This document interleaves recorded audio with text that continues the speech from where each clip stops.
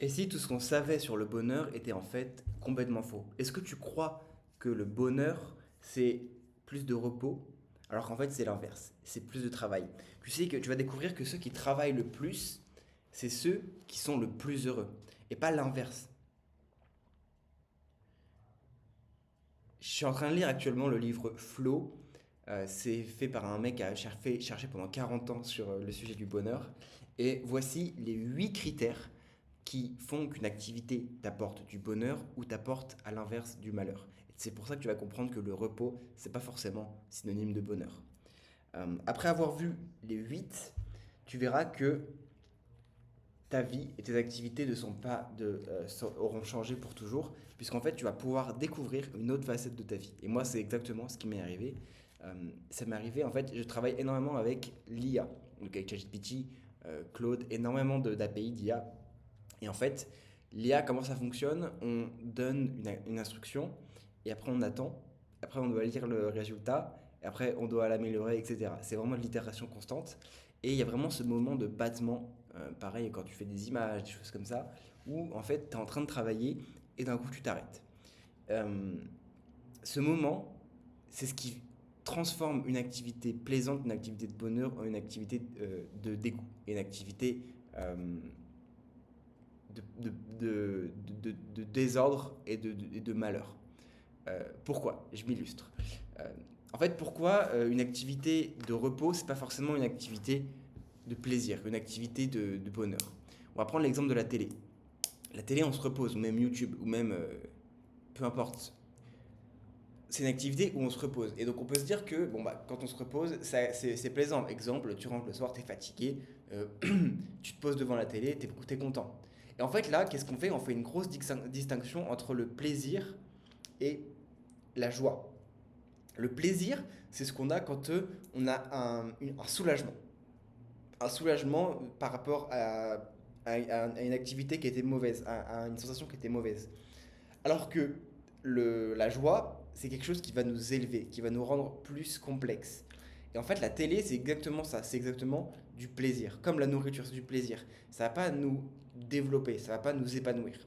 Et en fait, la joie, c'est ce qui va nous permettre de d'épanouir et d'élever ce qu'on est actuellement, ce qui est un avant et un après. Même des activités éducatives, la plupart du temps on les oublie, comme regarder un documentaire, regarder une vidéo YouTube. On se dit ouais bon je suis en train de me former, je suis en train d'apprendre. En fait non, on n'apprend rien du tout. On est plutôt en train de d'être passif par rapport à quelque chose qu'on regarde qui nous vient à l'intérieur mais qu'on perd et donc en fait on perd notre temps. Euh, Comment on peut distinguer une activité passive, une activité de plaisir et une activité de joie? Et c'est ça que j'ai découvert et c'est ça qui a complètement changé ma façon de travailler avec l'IA. En fait, il y a 8 critères. Ces 8 critères, je vais te les dire tout de suite, ils sont écrits dans mon carnet. En fait, ils changent tout. Et ça fait que c'est des 8 critères qui sont communs à tous les métiers, principalement parce que c'est dans les métiers qu'on va la chercher, mais il y a aussi dans les activités de sport, dans d'autres activités. Mais c'est commun dans tous les métiers qui apportent du bonheur, dans tous les métiers où les gens sont très épanouis. Comme par exemple la chirurgie. Les chirurgiens sont très épanouis. Pourquoi? Parce qu'on va voir ça dans ces critères, mais un petit indice, ils sont ultra focus. En fait, ils sont ultra dans leur métier. Euh, D'autres métiers comme, c'est pas forcément un métier, mais par exemple une activité comme l'escalade, une activité comme le tennis, le sport en général, le sport intensif sur le moment. Euh, Même en fait les sports de force où en fait, tu te reposes beaucoup, mais dans l'activité dans le moment, tu es à fond. D'autres métiers comme les métiers manuels, beaucoup les métiers manuels, l'artisanat, etc. C'est des métiers qui épanouissent. Les gens sont plus heureux pendant qu'ils font et même après. Pourquoi? Parce que ça va développer leur complexité, ça va développer leur joie. Et donc les 8 critères, c'est les suivants. Le premier, c'est une activité qui te donne de la compétence, donc qui nécessite une compétence et qui te donne un défi. Je pense on va faire à chaque fois le parallèle entre la chirurgie, donc quelqu'un qui est chirurgien, ou quelqu'un qui est artisan, mais on va prendre la chirurgie, et quelqu'un qui fait de l'IA, comme moi. Ok. Et après, on verra comment on peut améliorer les activités qui apportent du malheur. Spoiler, actuellement, travailler avec l'IA, ça apporte du malheur. Ça apporte du désespoir. Et c'est pour ça que si aujourd'hui tu travailles dans une activité comme ça, peut-être bureautique, euh, tu vas pouvoir avoir les clés pour travailler mieux. Donc, première étape, c'est la compétence et le défi. Donc, forcément, on imagine bien un chirurgien avoir un défi, de l'adrénaline. Non, ça vient après. Il y a des défis par rapport à une complexité d'une chirurgie. Un artisan, un menuisier, il a un défi par rapport à une pièce qu'il doit faire et qu'il n'a jamais fait. Ok. Donc, c'est un défi, ça lui demande des compétences. Donc, ça demande de l'apprentissage au préalable. Ok. Maintenant, on prend l'IA. L'IA, il y a vraiment cette phrase que j'adore qui est que l'IA s'élève. Allez, moi d'ailleurs. L'IA s'élève à la compétence de son utilisateur. Donc en fait, si l'utilisateur il est là, bah, l'IA va rester là. Et si l'utilisateur il est là, ça va rester là. Pourquoi? Parce que tout est une question de critères, une question de, de, de connaissance de critères de qualité, ok, de performance. Ça, c'est le premier point. Donc il faut avoir de la compétence et il faut que ça représente un défi. Ok. Donc si c'est le défi il est trop haut, ça crée de l'anxiété. Si le défi il est trop bas, ça crée de l'ennui. Ok. Deuxième critère, la fusion de l'activité avec la personne. En fait, est-ce que quand tu fais l'activité, tu es l'activité? Ça, c'est assez difficile à imaginer, mais je pense que si on imagine quelqu'un qui fait de l'escalade, on comprend dit tout de suite. Quand tu fais de l'escalade, tu fais de l'escalade. Tu deviens la pierre que tu attrapes. Tu deviens ce que tu fais. Quand tu fais de l'IA, mec, t'es pas l'IA. T'es pas en train de vivre l'instant de la génération. C'est ça la différence, c'est ça qui est compliqué. Quand tu écris, c'est pour ça que je me suis acheté un carnet et que j'écris tout sur mon carnet maintenant. Quand tu écris, tu es dans l'écriture. Tu es dans ta tête, d'abord parce que c'est de là que viennent tes pensées, et ensuite tu es dans l'écriture, pas dans l'IA. Ok. Troisième critère, des objectifs clairs. Ça c'est super important. Donc objectif clair du mec qui fait du tennis, bah éclater l'adversaire, gagner le point. Mais il y a des règles à chaque fois. Il y a des règles et des objectifs. Euh, c'est pour ça que c'est très difficile l'entrepreneuriat parce qu'il n'y a pas de règles, de barrières, d'objectifs clairs. Comparé aux jeux vidéo par exemple, où les jeux vidéo, bah, c'est clair ce qu'il faut faire, on a des limites à la map, on a des limites sur le chemin, on nous dit quoi faire, etc. C'est pour ça que c'est super addictif. Alors que dans la vraie vie, bah, on n'a pas tout ça. Ok. Euh, Pareil, le chirurgien, bah, il a ses règles, il ne faut pas tuer le mec. Ok. Donc, troisième critère, objectif clair. Quatrième critère, ça c'est super important, avoir un feedback immédiat, donc une rétroaction de savoir si c'est bien ou pas. Petite pause café. Petite pause dans la vidéo pour dire que c'est une nouvelle chose que je vais essayer de faire, de show up every day, donc de me montrer tous les jours pour en gros dire ce que j'ai dans la tête, parce que je pense que c'est ultra bénéfique pour mon avenir, euh, aussi bien pour ma documentation que pour développer mes idées et surtout développer cette capacité à se montrer. Donc voilà. Donc j'en étais où? Oui. Prochain critère, donc c'est le 1, 2, 3, 4. Quatrième critère, feedback immédiat. Donc il faut savoir si ce qu'on fait, c'est bien ou pas bien. Est-ce que c'est bien fait, est-ce que c'est mal fait? Exemple, quelqu'un qui fait du tennis, quand il envoie la balle, est-ce que. En fait, il sait tout de suite si la balle elle est bien faite, elle est bien placée ou pas. Au foot, pareil. En chirurgie, pareil. Euh, la menuiserie, pareil. C'est des trucs, on a un feedback immédiat. En IA, on n'a pas ça. On est en train de travailler, je sais pas, sur un article, on travaille avec de l'IA, on a des critères, ok, en fonction de la compétence de l'utilisateur, mais en fait, tout dépend de la capacité de jugement de l'utilisateur. Du coup, il doit attendre que le texte arrive. Là, il doit juger lui-même. Mais il ne sait pas si, en comparaison à un autre travail, c'est bien. C'est pour ça que c'est très difficile aussi dans l'écriture, en fait. C'est pas que l'IA. Dans l'écriture, on ne sait pas si c'est bien. C'est pour ça que c'est important d'avoir un prof à côté, toujours une supervision. Parce que sans feedback, on ne sait pas comment, on sait pas où aller, et c'est très décourageant. Ok. Le dessin, pareil. Le dessin, c'est c'est aussi très prenant. Et, c'est, et on a un premier feedback qui est soi-même, est-ce que c'est bien fait ou pas. Mais pareil, si on n'a pas de feedback de quelqu'un qui nous dit ok, honnêtement c'est de la merde, pareil dans la musique, dans toutes ces activités-là, c'est hyper important d'avoir un feedback immédiat pour savoir où est-ce qu'on va. Et imagine, je sais pas, quelqu'un qui veut devenir rappeur, qui fait un album, qui fait des musiques, il fait tout un album, il fait 20 chansons, en fait c'est de la merde, il se rend compte que c'est de la merde. Ses potes à la fin lui disent que c'est de la merde. c'est horrible comparé à quelqu'un qui fait de la musique avec quelqu'un qui lui apprend. C'est pour ça que c'était super à l'époque, c'était plutôt à l'époque, même en fait c'était plutôt récent, euh, enfin jusqu'à récemment, mais maintenant c'est plus vraiment le cas.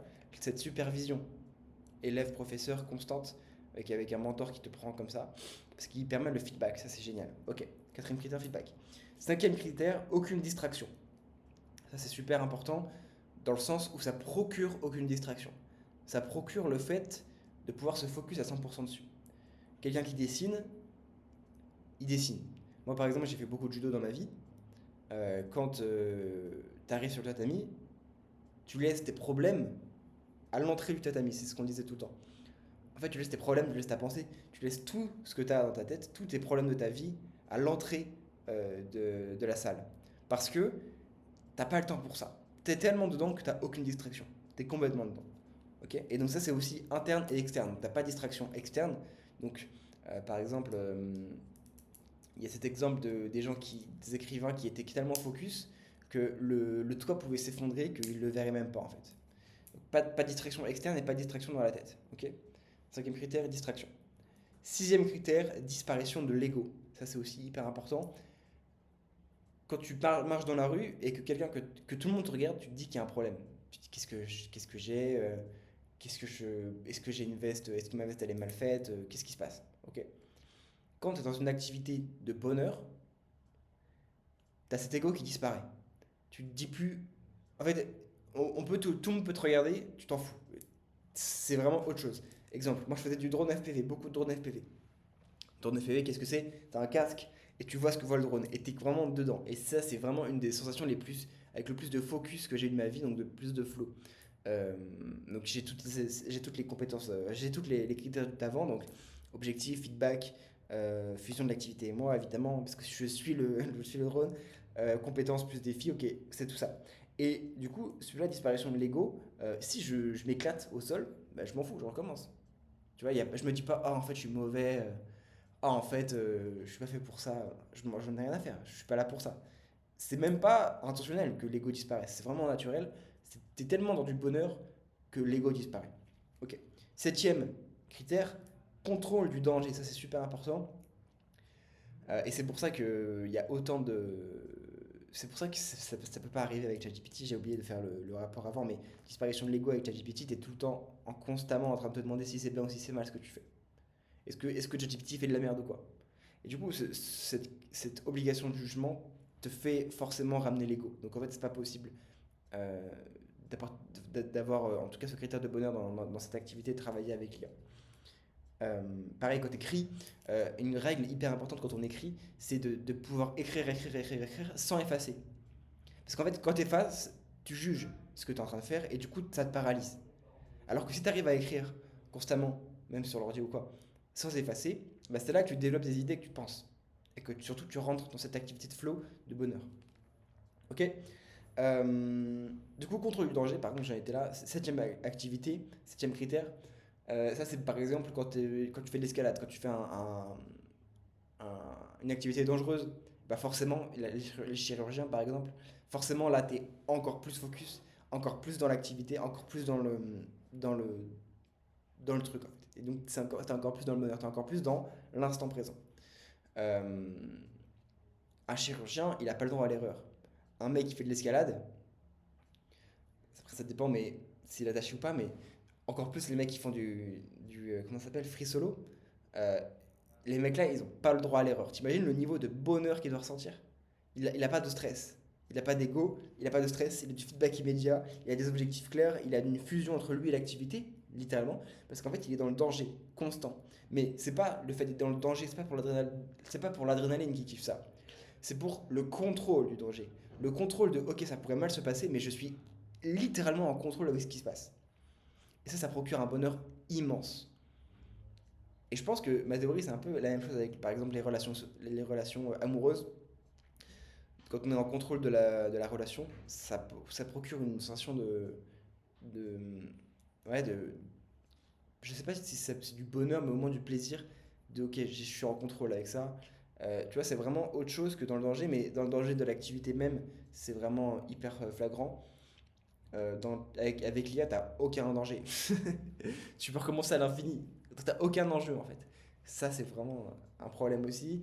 Euh, quand tu écris aussi, pareil, si tu écris et que tu n'as pas le droit d'effacer, bah, tu as un enjeu constant. Tu es dans le danger de devoir faire des choses de qualité.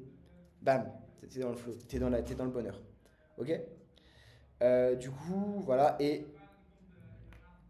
ok, huitième plus un bonus.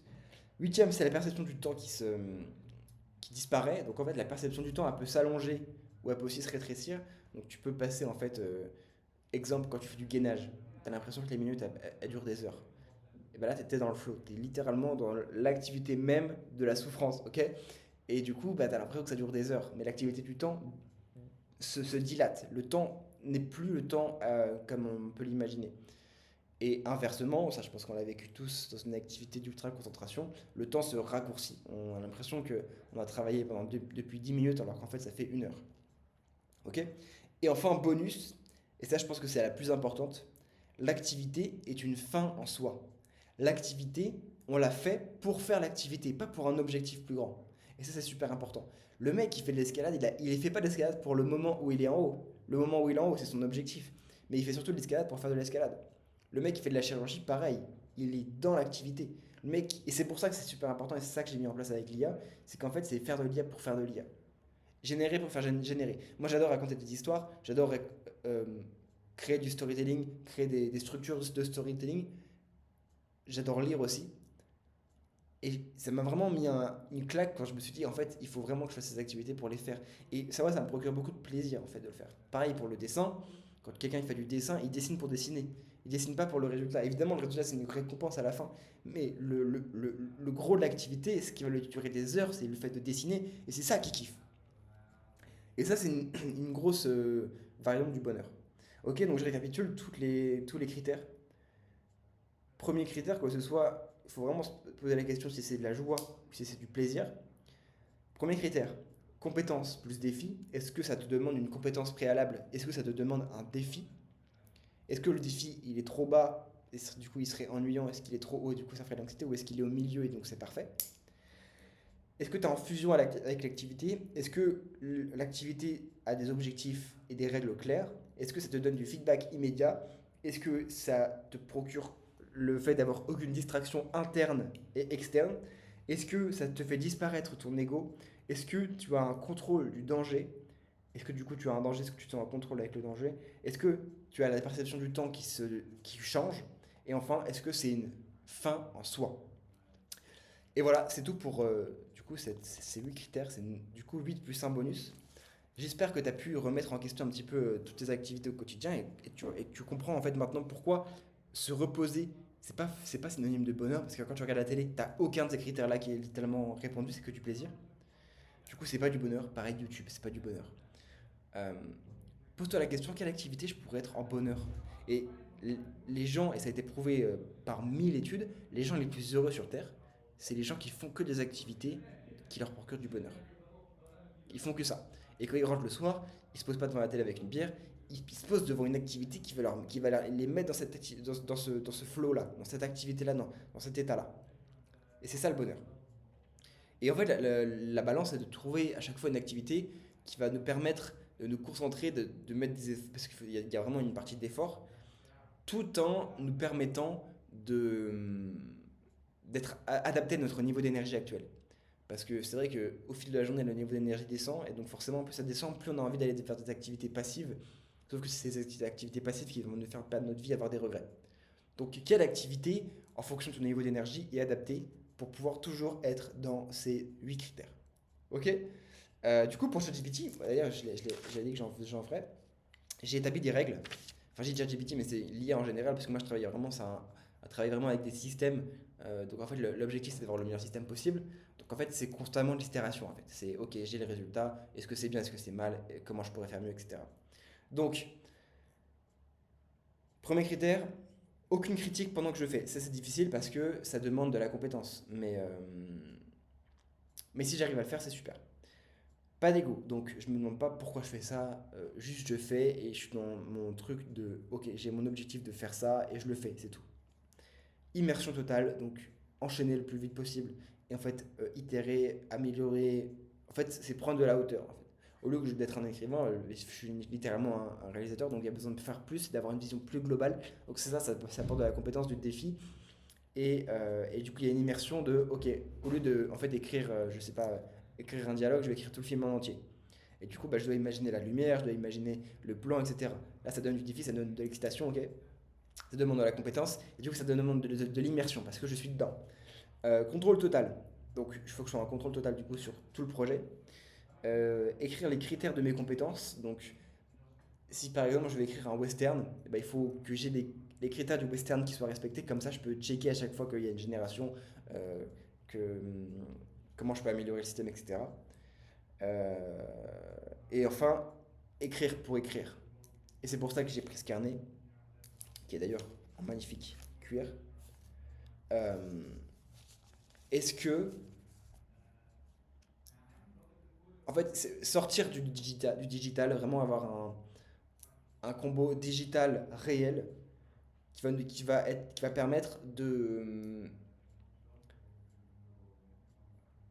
d'être en immersion et d'écrire pour écrire. Donc en fait, au lieu de juste générer et écrire sur, je sais pas, sur Notion, sur un Google Doc, et ben, j'écris sur mon carnet mail. Ça change tout. Parce que du coup, j'ai les idées, la réflexion, l'immersion, tous les avantages du papier, tous les avantages du coup des 8 critères, plus la capacité, le levier de traitement de data, d'idéation, etc. de l'IA. Et ça, du coup, c'est jackpot. Ok? Donc voilà, je viens de te donner mon secret à l'instant, mais je sais que personne ne sera présent jusqu'au bout. Donc si tu l'es, je te félicite pour avoir récupéré mon secret. Euh, Évalue tes compétences, évalue tes critères et dis-moi quelle est ton activité que tu as découvert dans les commentaires. Je te fais des bisous.